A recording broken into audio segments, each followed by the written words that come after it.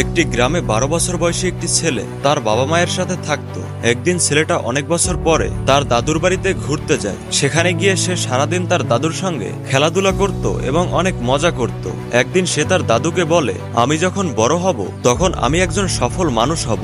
তুমি আমায় এমন কিছু উপায় বলো যাতে আমি সফল হতে পারি, আমার সমস্ত স্বপ্ন পূরণ করতে পারি। তখন দাদু হাসি মুখে তার দিকে তাকায় এবং তাকে বলে, হ্যাঁ নিশ্চয়ই বলবো। তারপর ওই ছেলেটির দাদু তাকে একটি নার্সারিতে নিয়ে যায় যেখানে ছোট ছোট চারা গাছ পাওয়া যেত। সেখান থেকে তার দাদু দুটো ছোট চারা গাছ কিনে এবং ঘরে ফিরে আসে। ঘরে আসার পরে সে ওখান থেকে একটি চারা গাছকে একটি টবের ভিতরে লাগিয়ে দেয় আর সেই টবটাকে ঘরের ভিতরে রেখে দেয়, আর আরেকটি গাছকে তিনি ঘরের বাহিরে মাটিতে লাগিয়ে দেন। তারপর সে তার নাতিকে জিজ্ঞেস করেন যে তোমার কি মনে হয় কোন গাছটা ভবিষ্যতে অনেক বড় হবে? ছেলেটা তখন কিছুক্ষণ চিন্তা ভাবনা করে। তারপর তার দাদুকে বলে, আমরা ঘরের ভিতরে যে চারা গাছটি বসিয়েছি সেটা সুন্দর করে তাড়াতাড়ি বেড়ে উঠবে, কারণ ওই গাছটা ঘরের ভিতরে আছে, তাই সমস্ত সমস্যা থেকে সুরক্ষিত থাকবে। আর যে গাছটা আমরা বাইরে লাগিয়েছি সেটাকে অনেক সমস্যার সম্মুখীন হতে হবে, যেমন প্রখর সূর্যের তাপ, ঝড়, বৃষ্টি আরো ইত্যাদি ইত্যাদি। এছাড়াও বিভিন্ন প্রাণীদের দ্বারাও ওই চারা গাছটির ক্ষতির সম্ভাবনা আছে।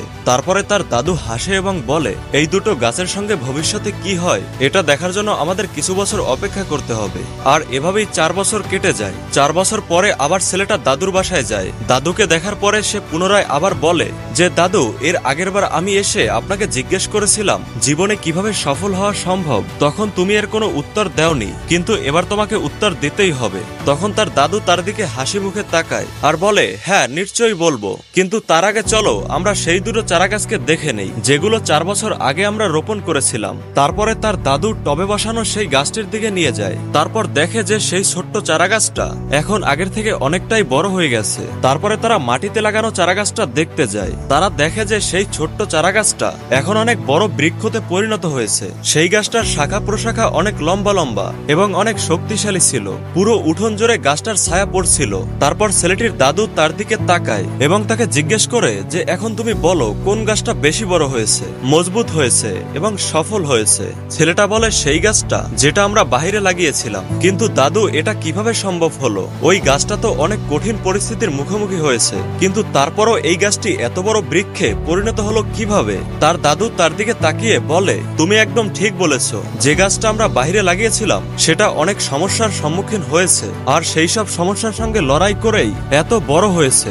এবার সে যত ইচ্ছা নিজের ডাল বড় করতে পারবে। ঝড়, তুফান, বৃষ্টি এই সবকিছুই এখন তার কাছে অনেক সহজ ব্যাপার। তারপর ছেলেটির দাদু তার দিকে তাকায় আর তাকে বলে যে, একটা কথা সবসময় মনে রাখবে, যতক্ষণ না তুমি জীবনে স্ট্রাগল করবে, সমস্যার মুখোমুখি হবে, ততক্ষণে তুমি সফল হতে পারবে না। তুমি যদি সবসময় নিজের কমফোর্ট জোনের মধ্যেই থাকো তাহলে তুমি জীবনে ততটা বড় হতে পারবে না যতটা তুমি চাও। তুমি যদি সবসময় সমস্যার জন্য এবং স্ট্রাগলের জন্য প্রস্তুত থাকো তাহলে তুমি তোমার যে কোনো লক্ষ্য পূরণ করতে পারবে। তখন দেখবে বড় বড় সমস্যাও তোমার কাছে ছোট বলে মনে হবে। এটা শোনার পরে ছেলেটি একটি দীর্ঘ শ্বাস নেয়। তারপর সেই বিশাল আকৃতির গাছটির দিকে তাকায় এবং তার দাদুর বলা কথাগুলো তার মাথার মধ্যে ঘুরতে থাকে।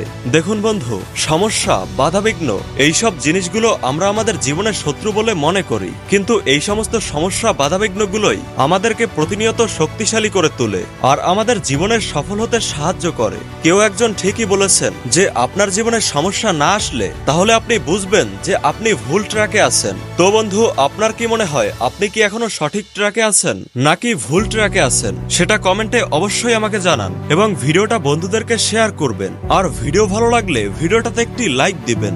সবাই ভালো থাকুন, সুস্থ থাকুন, বাই। কথা হচ্ছে নতুন কোনো ভিডিওতে।